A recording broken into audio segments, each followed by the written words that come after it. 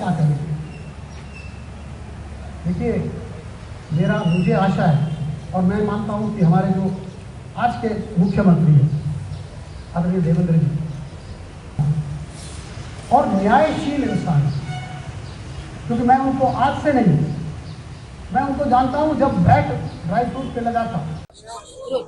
आम्ही स्थानांतर करताना आम्हाला खूप सारी सुविधा भेटलेली होती। आमचा MOU झाला होता शासनासाठी आणि त्याप्रमाणे आम्हाला एक वेअरहाऊसचा भूखंड दिला। 1998 मध्ये आम्ही ते भूखंडाचे ॲग्रीमेंट केली आणि जेव्हा आम्ही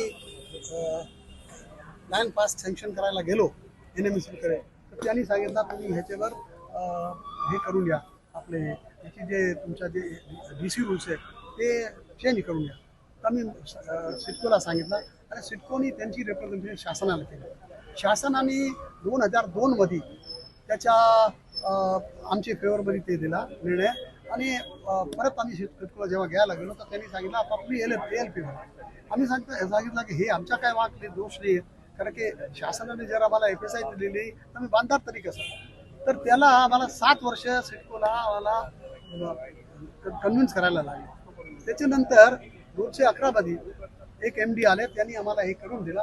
पण 12 मध्ये दुसरे जे MD आले त्यांनी सांगितलं की नाही, हे पुढचे MDला काय पॉवर नव्हता आणि त्यांनी हे केलं आहे म्हणून तुम्हाला 98 पासून LLP लागणार। मग आम्ही कोर्टात गेलो, कोर्टाने निर्णय दिला आणि सिडकोला डायरेक्ट केला की तुम्ही हे जे ह्यांना ऐकून त्यांना हिअरिंग देऊन तुम्ही निर्णय घ्या। त्यांनी काय हिअरिंग दिली नाही सिडकोनी आम्हाला। 2023 मध्ये आम्ही हिअरिंग करायला स्वतः त्यांच्याकडे गेलो, त्यांच्या हाती हिअरिंग घेतली, पण त्याचा काही निर्णय अजूनपर्यंत दिला नाही। आणि आता 1 तारीखला त्यांनी टर्मिनेशन नोटीस आम्हाला पाठवला, आमची जुनी ॲड्रेस ती आम्हाला काय नोटीस मिळाली आणि ते त्याच्यानंतर 4 तारीख जो लेटर आम्हाला मिळाला।